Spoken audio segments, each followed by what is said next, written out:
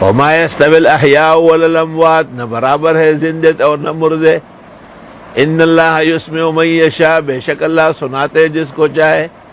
وما انت بمسمع من فی القبور، آپ نہیں یہ سنانے والے ان کو جو قبروں میں ہے. یعنی سماع الموتیٰ تو ہے لیکن سنانے والا اللہ ہے. مردہ سنتا ہے، مردے پر تو مٹی پڑی ہوئی ہے، مردے پر تو اتنی بڑی قبر بنی ہے. تو پنجپیریان ہمارے ساتھی کہتے ہیں کہ میں آپ کو ایک قبر میں بند کرتا ہوں، پھر دیکھتا ہوں کہ آپ میری بات سن لیں. یہ بات کرتے ہیں لیکن آپ غور کریں ذرا اس میں کہ یہ بات آپ کے اور ہمارے خلاف نہیں، یہ نبی کے خلاف ہے. جنازہ سامنے پڑا ہے، جنید غور کرو، تو جنازہ پڑھانے جب ہم آتے ہیں ہم اس مردے کو کہتے ہیں السلام علیکم السلام علیکم. تو کورونا سے گئے یا ویسے ہی ڈنڈے سوٹے کھا کے گئے؟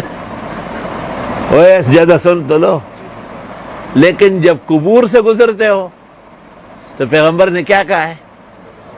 سلام کرو. تو یہ جو کہتے ہیں کہ اس پر تو ہزاروں من مٹی پڑی ہے، وہ کیوں سنے؟ یہ آپ ہم پہ تنقید کرتے ہیں یا نبی پہ کرتے ہیں؟ یہ ہم نے تو نہیں کہا ہے.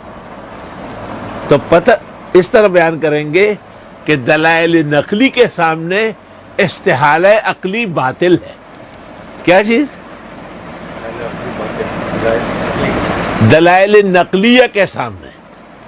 یہ تو نقل ہے نا، حدیث بخاری مسلم کی ہے کتاب الجنائز کی. آپ صحابہ نے پوچھا ہم قبرستان سے گزرتے، کہا سلام کرو. لیکن کبھی بھی کسی میت کو آپ نے قبر سے پہلے سلام نہیں کیا تو اس پر قیاس کرنا غلط، قیاس مال فارغ، اور کم از کم جو لوگ اپنے آپ کو توحیدی کہتے ہیں ان کی شان کے لائق نہیں ہے.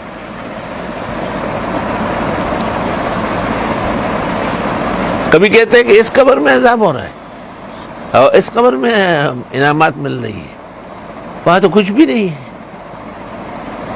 تو پیغمبر نے جو کہا کہ اس دیوار پر مجھے جہنم دکھائی گئی، تو صحابہ نے تو نہیں کہا ہے کہ دیوار گرم نہیں ہے. کیوں؟ ایسا کہتے تو ایمان سلب ہو جاتا، کیونکہ نبی کی وحی میں شک کرنے والا مومن نہیں رہتا. اور آپ کر رہے ہیں تو آپ تو توحید کی باتیں کرتے ہیں، ہمیں آپ کے ایمان کی فکر ہے. سمجھ رہے ہیں مزمل؟ دئی زدہ سے گرفت ہو اور نصوصوں کے راٹنگ ہو. باقی سماع الموتیٰ کلام الخلق قاطبتاً، سیوطی کا شعر نکل گیا شان ورشان ہے کہ مردوں کا سننا برحق ہے.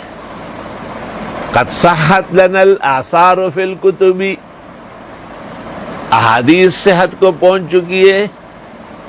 وآیت النفی معناها سماع ہدا لا يسمعون اے لا يصغون للادب. انک لا تسمع الموتیٰ کا مطلب یہ ہے کہ ایسا نہیں سن سکتے کہ اب ایمان لائے، وقت ایمان دنیا تھا وہ گزر گیا. فیض الباری جلد 2 صفحہ 345-46.